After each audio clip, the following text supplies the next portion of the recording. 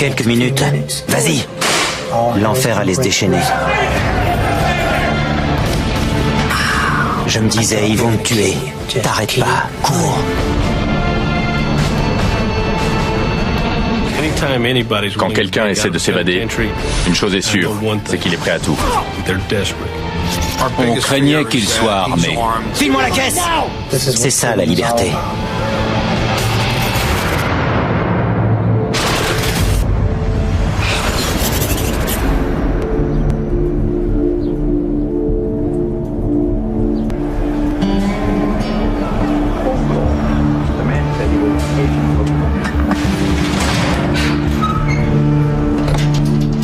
Je m'appelle Dennis Weinhope. J'aime la musique country, les bolides, les belles femmes et surtout les sensations fortes.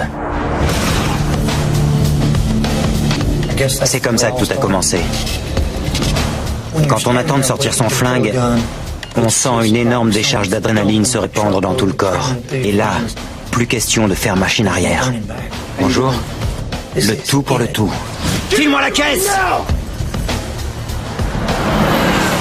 Malheureusement, l'envie de vivre ces sensations fortes conduit souvent à risquer sa vie ou à commettre des délits.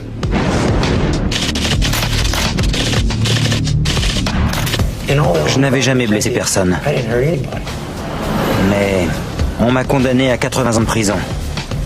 Et puis on m'a mis dans un bus, direction la prison de Darrington, au sud de Houston. J'avais 22 ans.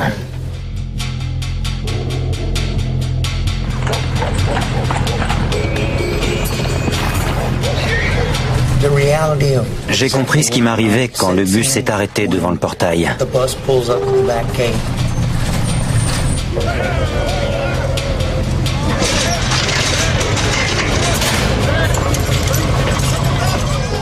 De la viande fraîche, celui-là est pour moi. On vous balance tout un tas de cochonneries. Il est pour moi, celui-là.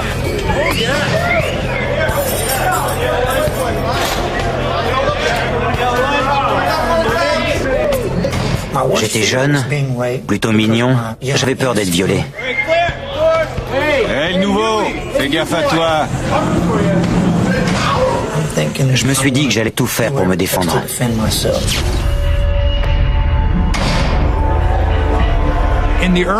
Au début des années 90, j'étais enquêteur à la prison de Darrington. La prison avait la réputation d'être très violente.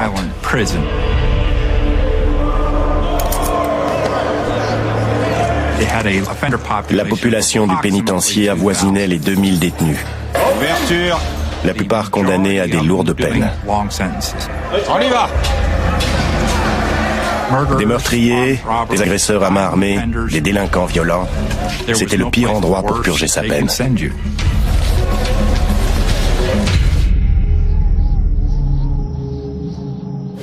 J'ai fait le tour du propriétaire. J'ai observé les environs pour évaluer les distances.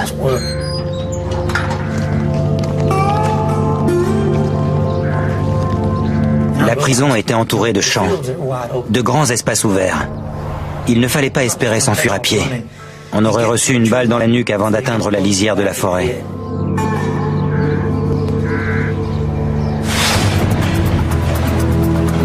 J'ai pris un boulot dans les cuisines de la prison. C'est là que j'ai rencontré Harry. T'es nouveau, non? Ouais, Dennis Hope. Harry Decker.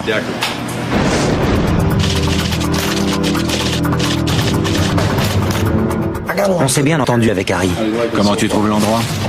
C'était pas un abruti comme les autres. Il était réglo. Horrible.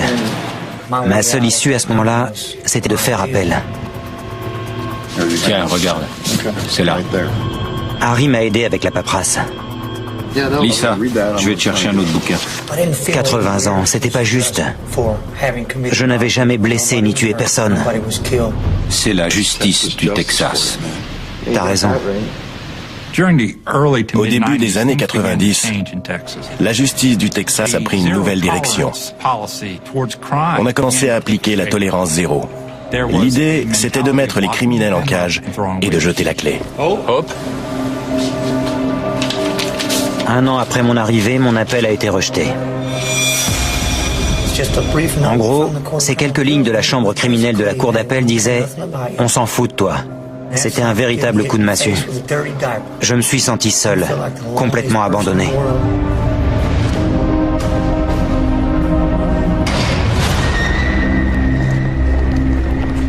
En prison, beaucoup de gens parlent de s'évader, mais ils finissent par se laisser engluer dans le quotidien. Et il faut un événement traumatisant pour les sortir de ce quotidien. Pour moi, ça a été la mutinerie.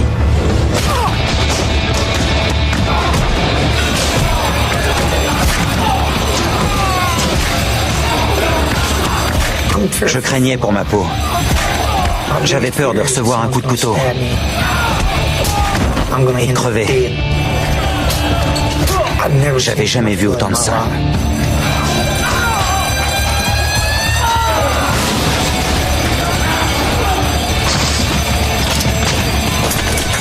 Tout le monde à terre! Allez, à terre! Je savais que certains détenus avaient le sida. À terre, j'ai dit! Quand ils m'ont étendu dans ce sang, j'ai eu peur de le choper et d'en mourir. Quand j'ai vu que je pouvais crever aussi facilement, je me suis dit, tant qu'à y rester, autant essayer de franchir les clôtures.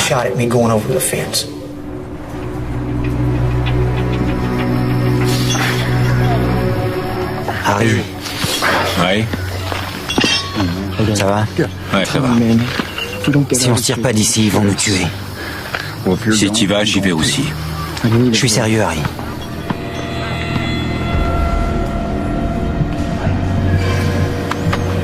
Ça, c'est la première clôture. Et là, c'est la seconde. Je lui ai dit qu'on pouvait découper la première clôture et sauter par-dessus la deuxième. Il m'a dit pourquoi on coupe pas les deux. Tu veux rester entre les deux clôtures le temps de découper la deuxième? On est foutus si on fait ça. Ils vont nous tirer comme des lapins. Il faudra prendre le chemin le plus facile. Ce qui veut dire passer par-dessus. On fait comment? On va s'enrouler des couvertures autour des jambes pour nous protéger des barbelés. Si on pouvait sauter au sommet pour éviter les barbelés, on était sortis d'affaire. Comme quand on fait l'équilibre.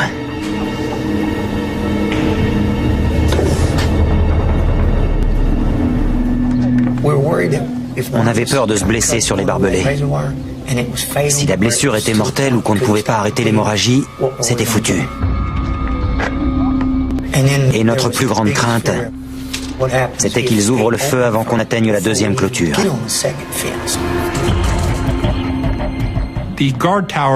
Les tours sont gardées jour et nuit, 7 jours sur 7. Les consignes sont claires. Si un détenu essaie de s'évader, les gardes n'hésiteront pas à tirer. C'est du calibre 223. Ça tue son homme sur place.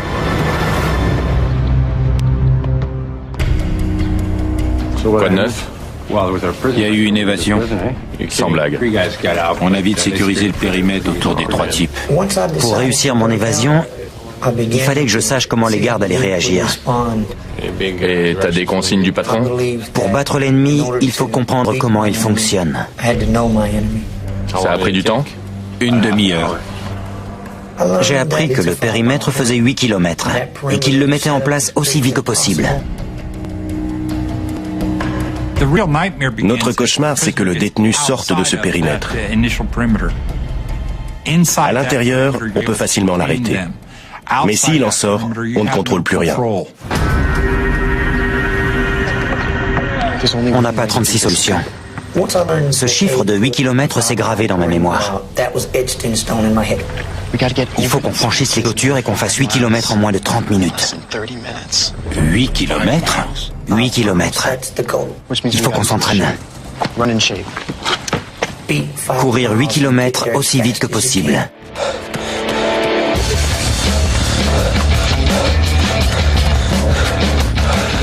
C'était notre seule chance. Courir, s'évader à pied. Au lycée, je faisais du cross-country. En prison, la course à pied m'a permis de me vider la tête.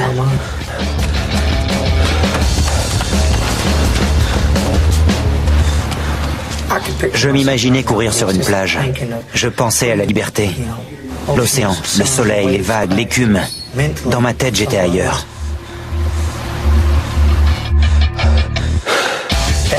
C'est ce qui me permettait de courir en permanence. Mais Harry, courir, c'était pas son truc.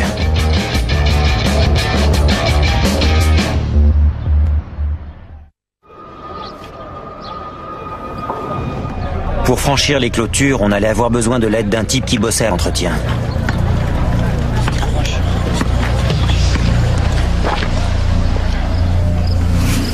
Qu'est-ce que je peux faire pour toi? J'ai besoin d'une pince coupante. Dans un pénitencier, si vous demandez une pince coupante, on sait ce que vous mijotez. C'est pas pour vous couper les ongles des pieds. Qu'est-ce que j'y gagne? De la bouffe en plus. Tout ce que tu veux. Je gère le garde-manger. D'accord.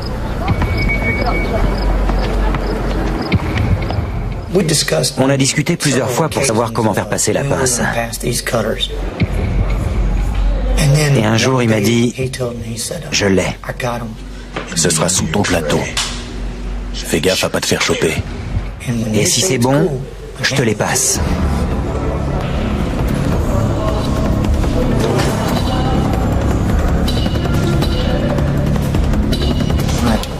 Quand je lui ai tendu mon plateau à travers le passe-plat, il m'a tendu la pince sous le plateau. Et j'ai pu la mettre directement dans mon slip.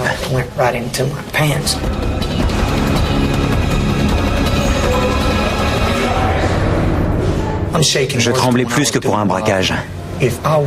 Si l'un des gardes m'arrêtait pour me fouiller, c'était mort. J'avais les mains moites.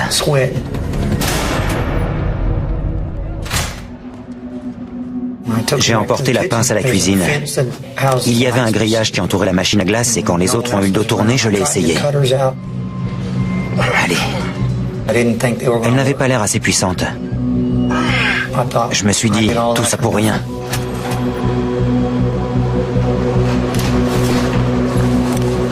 J'ai caché la pince avec la viande dans le congélateur. Et je me suis dit, les pinces Monseigneur ont de grandes poignées. Il m'en faudrait sur la mienne pour faire levier. Alors j'ai eu l'idée de couper des tubes de cuivre et de les assembler sur ma pince.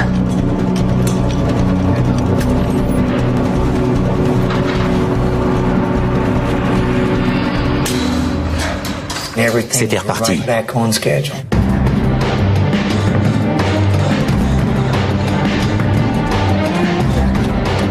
Mais tout ça ne servait à rien si on ne savait pas où aller une fois la clôture franchie.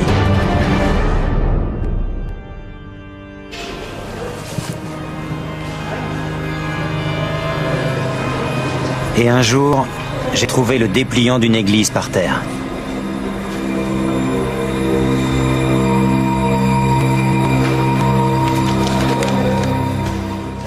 Je l'ai ramassé.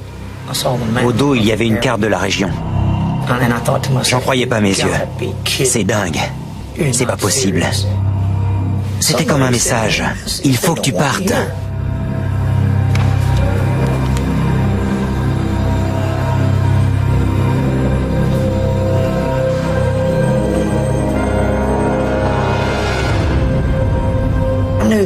En combinant toutes les informations que j'avais avec la carte, je ne courais plus à l'aveugle. Le périmètre de sécurité devenait palpable. J'en connaissais les limites. Je savais où aller pour les franchir et en sortir. J'avais moins de 30 minutes pour suivre les lignes électriques et franchir l'A288, le périmètre de 8 km autour de la prison. Ensuite, direction Houston au nord-est. Tout était prévu. Plus rien ne me retenait.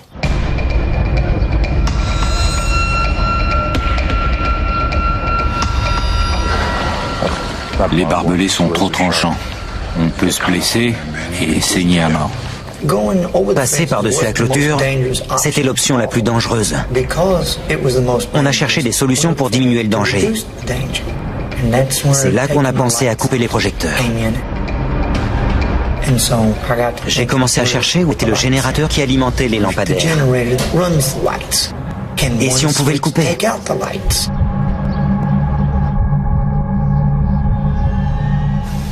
On savait que le générateur se trouvait dans la chaufferie. Salut Johnny. Il y avait un type qui venait d'être viré de la chaufferie. Il nous a renseignés. L'alimentation de toute la prison passe par la chaufferie. Il a dit que la chaufferie alimentait toute la prison et que le générateur de secours se trouvait au même endroit. C'était fabuleux. Depuis la chaufferie, on pouvait plonger la prison dans le noir. Mais on ne savait pas comment y entrer. Et les gars de la chaufferie n'étaient pas du genre à nous aider.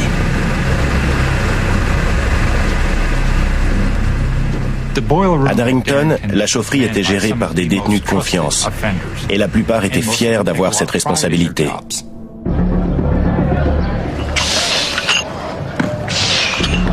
Un jour, un gars qui s'appelait Montgomery est venu me voir.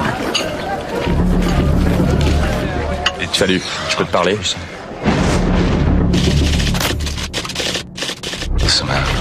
Écoute, j'ai pris perpète et je veux me tirer. Il paraît que tu as un plan. Comment ça? De quoi tu parles? Ça ne pouvait venir que d'une personne. Qui t'a dit ça? Quelqu'un? Alors amène-le-moi que je vois qui c'est, d'accord? D'accord. J'étais furieux que le gars en question n'ait pas su tenir sa langue. T'as vraiment une grande gueule, toi. C'est qui ce type? Calme-toi. Jason est réglo. Tu peux compter sur lui. Je savais rien de ce type. Mais j'ai décidé de le prendre avec nous. Si je refusais, il risquait d'aller tout raconter. Ok, c'est bon.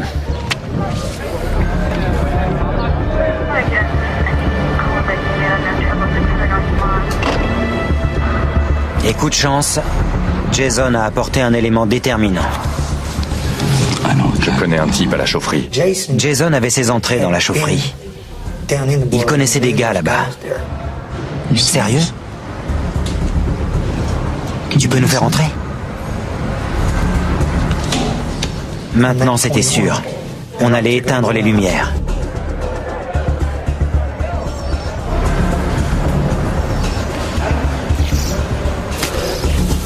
J'arrêtais pas de me demander si je n'oubliais pas quelque chose.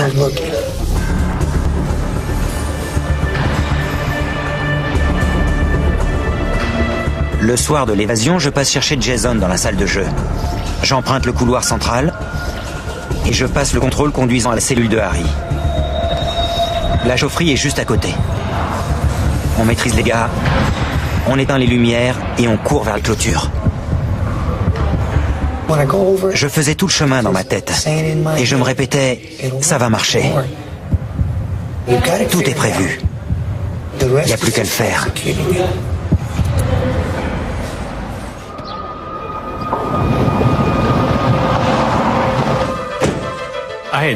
En novembre 1994, je venais d'arriver à Darrington. J'étais là depuis le début du mois. Il y a un problème dans la tour là-bas et on m'a dit que ce serait réglé ce matin. Je commençais à me familiariser avec les lieux et le reste du personnel. J'ai dit à Harry et Jason, on s'évade le dernier week-end de novembre. Ce sera le congé. Les gardiens-chefs seront pas là.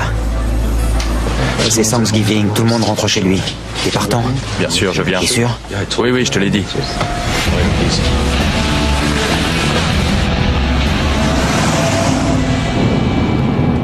Le mercredi avant Thanksgiving, j'ai quitté la prison. Je suis passé chercher mes enfants et je suis parti chez ma mère à Killeen, à 4 heures de Darrington.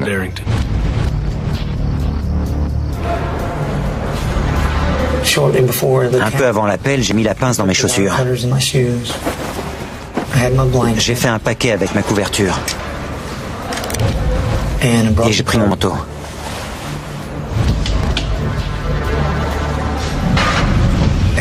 Quand ils ont ouvert pour qu'on aille manger, je me suis dit, je ne reviendrai pas dans ma cellule. Au bout du couloir, j'ai descendu les escaliers et j'ai retrouvé Jason. T'es prêt? On y va? Le plus dur, c'était de franchir le contrôle menant à la cellule de Harry. On compte et recompte sans arrêt les détenus. On s'assure qu'ils sont bien autorisés à être là où ils sont.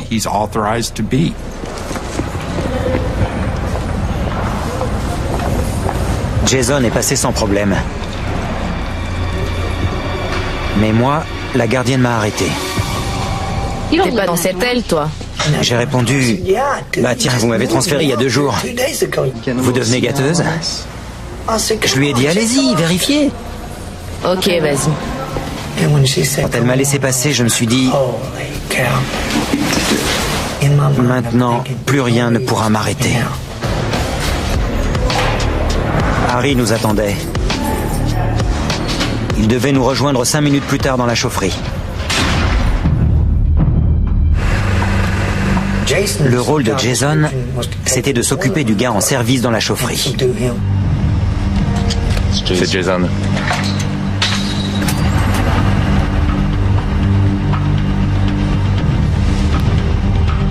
Mais au bout de 5 ou 6 minutes, il n'avait encore rien fait.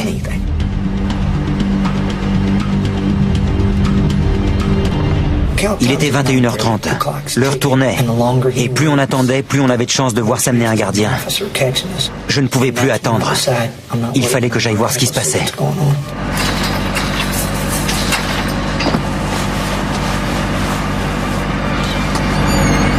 J'ai ouvert la porte et j'ai vu Jason qui bavardait. Mais quel abruti!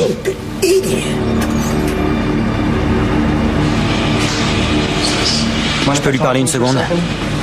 Vas-y.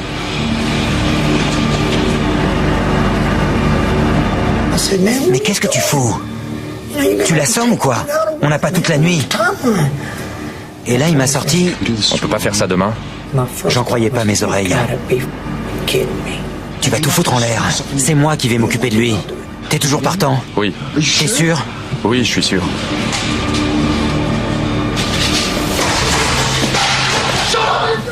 Je l'ai pris à la gorge et je l'ai plaqué au sol.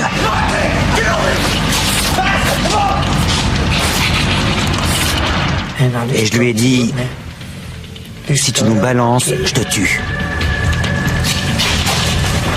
J'ai dit à Jason de découper sa couverture. Et là, on a entendu la sonnerie de la porte. J'ai senti mon cœur se figer.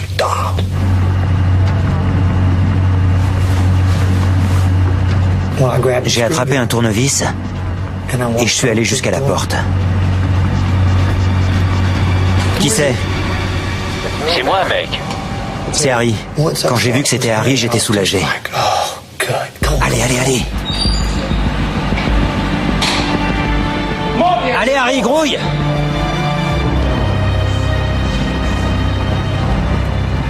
On a coupé nos couvertures en 2 pour les enrouler autour de la taille.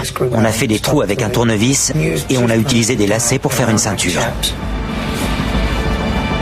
Pour éloigner les chiens, on a enfilé des chaussettes sales volées à la laverie par-dessus nos chaussures. Et on les a couvertes de piment de Cayenne. On était prêts. J'ai commencé à sectionner les fils du générateur de secours. Je me disais, c'est la dernière étape avant le grand final.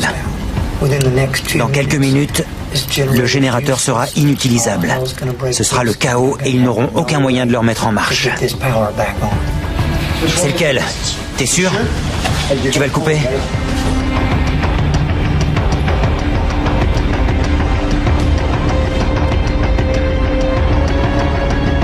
J'ai dit à Jason, vas-y. Et là, c'était parti. Il n'y avait plus à se poser de questions, plus à hésiter. Il fallait foncer.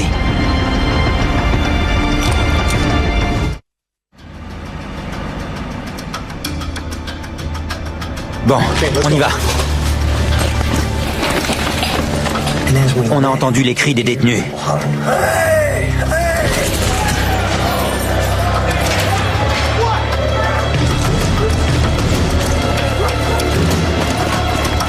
Parfait. Génial. Ça va couvrir le bruit quand on escaladera la clôture. J'ai couru vers la première clôture et j'ai commencé à la découper.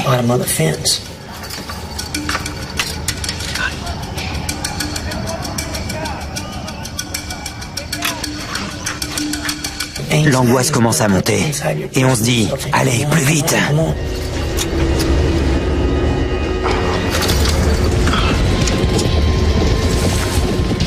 Je suis passé le premier et je me suis dit « S'il tire, je suis mort. » Allez, allez. Venez. On est arrivé à la deuxième clôture. Vous êtes prêts? Et là, Jason m'a dit... File-moi la pince. Passe-la moi, je vais découper le grillage. Non, on va passer par-dessus. On n'aura pas à sauter. On n'a pas le temps de le découper. On pouvait franchir la clôture en 9 secondes. Il en fallait beaucoup plus pour la découper. Tu veux cette pince? Oui. T'es sûr? Oui. J'ai jeté la pince par-dessus la clôture. Il avait plus le choix.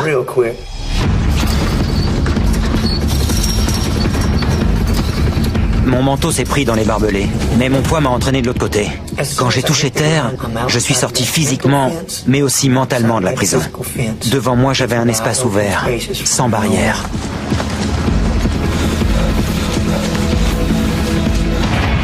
Je me suis retourné et j'ai vu Harry coincé dans les barbelés. Il ne m'avait pas écouté. S'ils restent là-haut, ils vont me tuer. Et en plus, ils sauront qu'il y a eu une évasion. Il faut que j'y retourne. Je l'ai attrapé et j'ai tiré de tout mon poids. Ça va? Oui.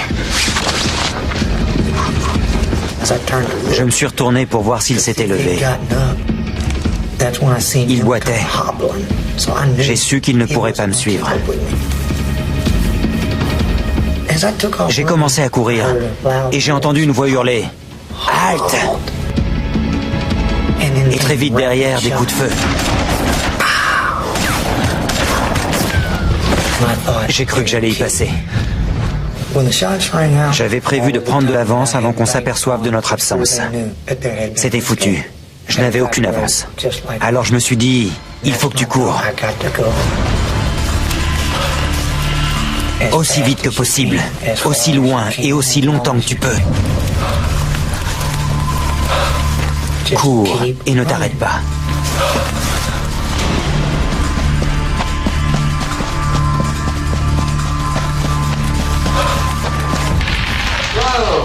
Joli coup, bravo. Une paire de deux, bien joué. J'étais assis dans la cuisine de ma mère à jouer avec les enfants. Ah, encore. Bravo.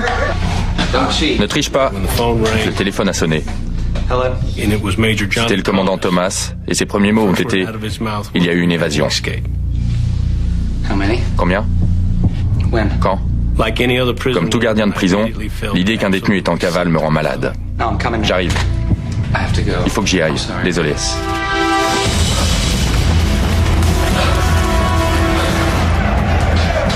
L'aile dont je m'occupais était plongée dans le chaos.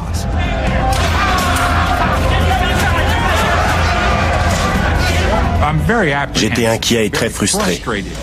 Je ne savais pas qui avait disparu. Tout ce qu'on savait, c'est qu'il y avait eu des coups de feu et des actes de sabotage. Et on faisait de notre mieux pour gérer la situation.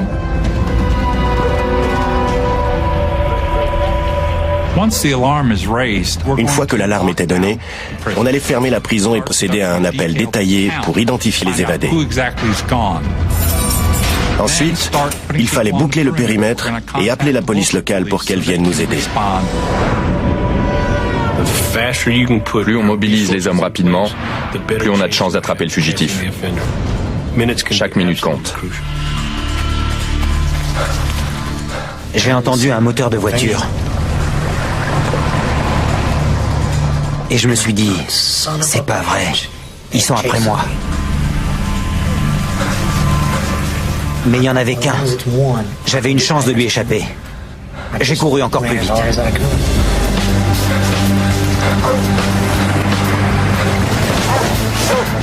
Tu peux y arriver, vas-y.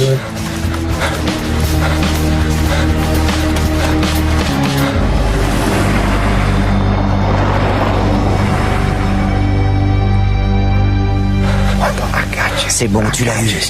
Continue. Je savais que je devais franchir l'A288 dans la demi-heure. Et plus je mettrais de temps, plus il y aurait de voitures à m'attendre là-bas. Dans ma tête, j'entendais cette voix qui me disait « Vas-y, cours !» Je ne connaissais pas la zone, mais je me suis repéré grâce aux lignes à haute tension. Je savais qu'elles longeaient l'autoroute. J'étais dans la bonne direction.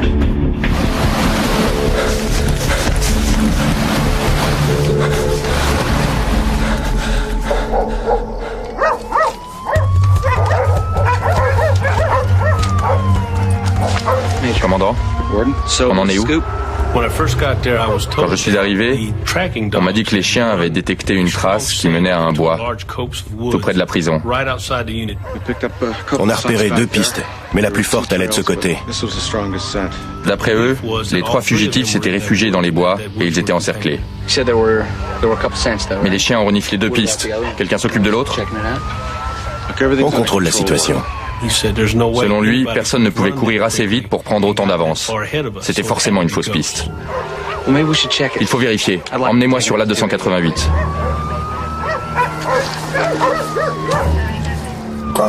Pour moi, traverser cette autoroute, c'était les maîtres échecs et maths. Toutes les pièces étaient en place. J'ai bien observé les voitures pour être certain de les identifier correctement. J'ai attendu un vide dans la circulation et j'ai traversé à 4 pattes. Dans la nuit, on croirait un chien.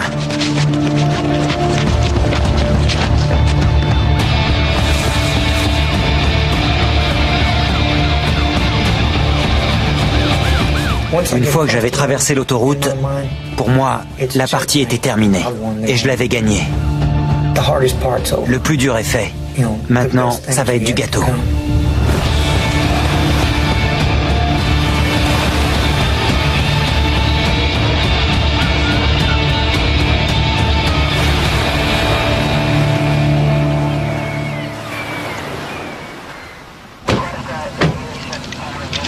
Quand on est arrivé sur place, j'ai demandé « On est loin d'Arrington ?» À peu près 5 kilomètres. J'ai senti mon estomac se nouer. Est-ce que vous aimez courir, commandant? Pas trop. Moi aussi, et je peux parcourir cette distance en 24-25 minutes. J'étais certain qu'il avait franchi notre périmètre de base. Tout d'un coup, j'avais l'avantage. Je savais que c'était le moment ou jamais de les semer.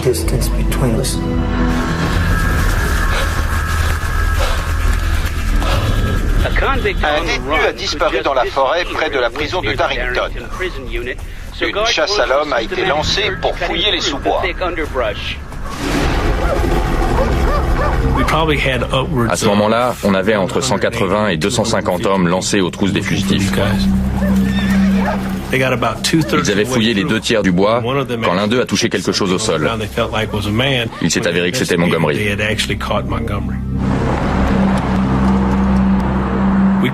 On a attrapé Decker dans une zone habitée au cours de la 2e nuit. Mais le 3e évadé reste introuvable.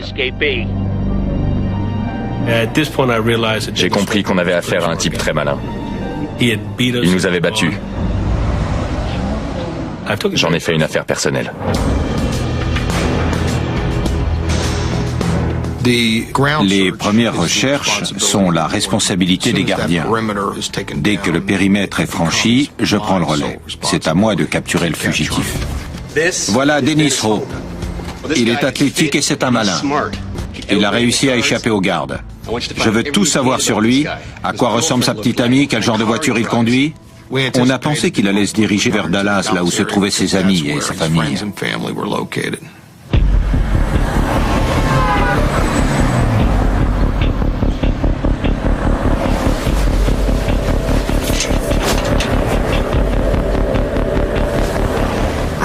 J'avais besoin d'argent. Et je savais que le moyen le plus rapide était de retourner dans un endroit que j'avais déjà braqué.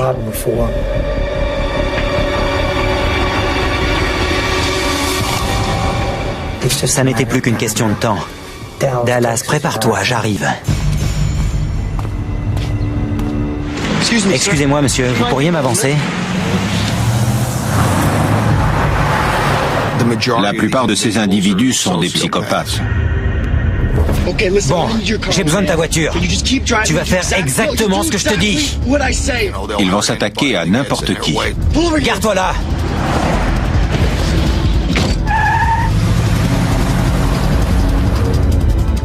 Il n'y avait que $30 dans le portefeuille du type. Ça n'était pas assez pour acheter une arme. Mais j'avais vu des jouets qui ressemblaient à de vrais pistolets. J'en ai acheté un.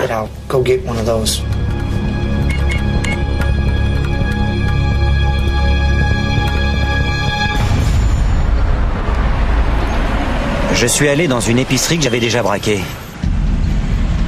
Je savais qu'on était à l'heure où il faisait la caisse. Je suis entré et comme prévu, le coffre était grand ouvert.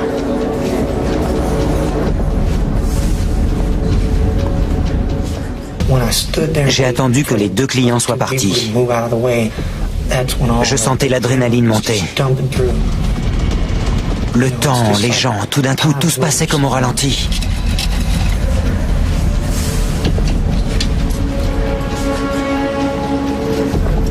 Je lui ai demandé l'heure. Elle n'a rien vu venir. Je lui ai dit, tu sais quoi? Tu vas remplir ce sac. Et le type, donne-lui! Il connaissait le tarif. Grouille! Vite! Il a mis l'argent dans le sac et quand il me l'a tendu, je me suis dit, je suis sauvé.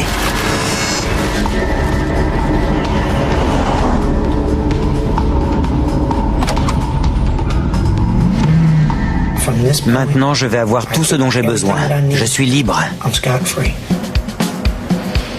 Passe-moi le fric, passe-moi la caisse, vite!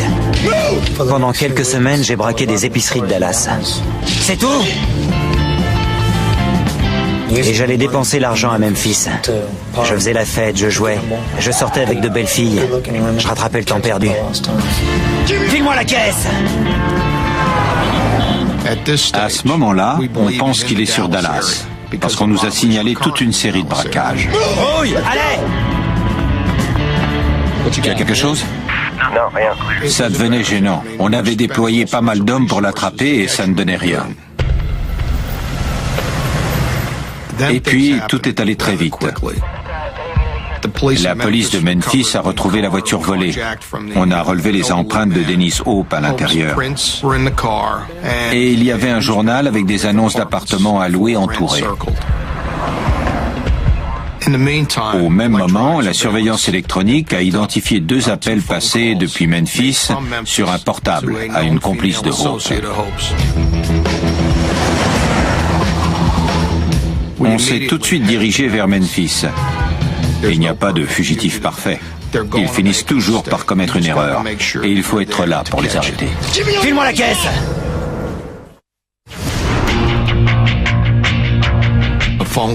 L'appel nous a conduit à une usine d'emballage de viande.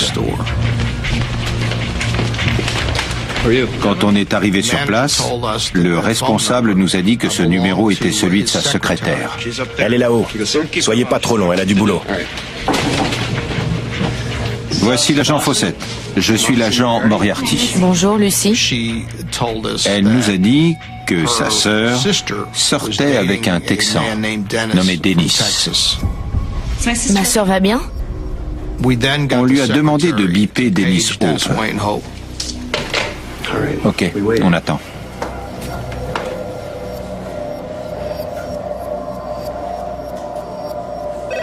Il a rappelé. Allô? Salut, Dennis. Il lui a dit qu'il était dans une boîte, le Denim and Diamonds. On se retrouve là-bas.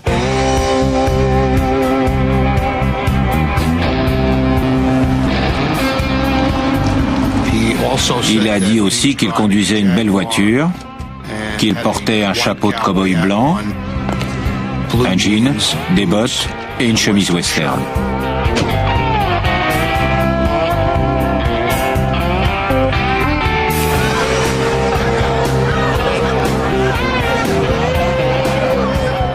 Quand j'étais en cavale, j'ai pas trop essayé de me cacher. Je voulais pas vivre en ermite. Ça aurait pas eu de sens.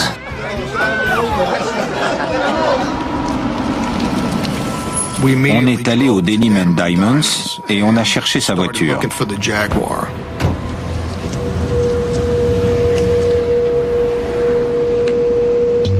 On l'a trouvée garée à l'arrière du parking.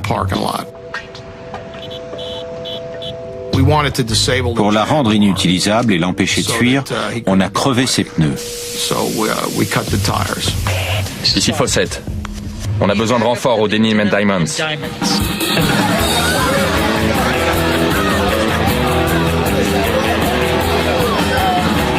On est entré et je l'ai tout de suite repéré.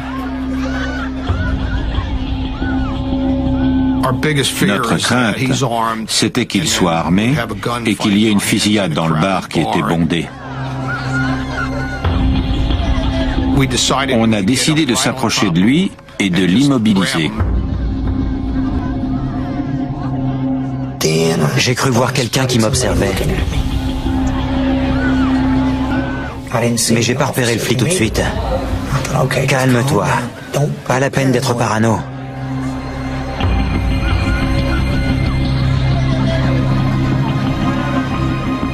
On s'est avancé comme pour mieux entendre la musique et on est arrivé à sa hauteur.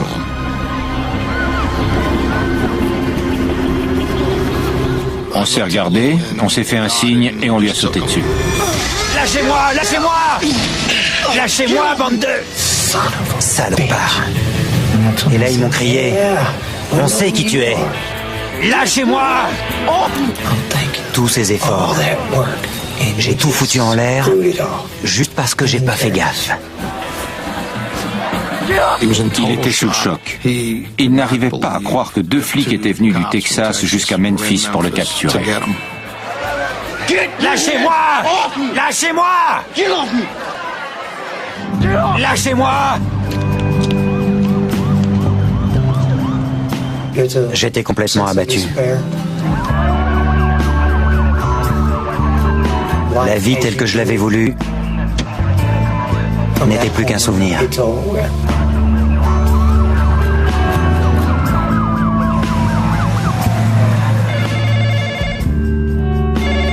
Mon téléphone a sonné vers 1 ou 2 heures du matin. Dennis Winhope, vous l'avez eu? J'étais fou de joie. Pour moi, on avait remis les compteurs à zéro.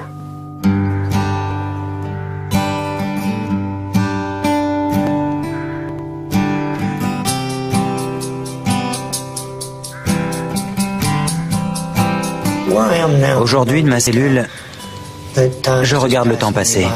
On ne peut pas changer son destin, ni revenir en arrière. Impossible. J'attends le jour où mon cœur s'arrêtera de battre. Ça n'est pas ce que j'appelle vivre.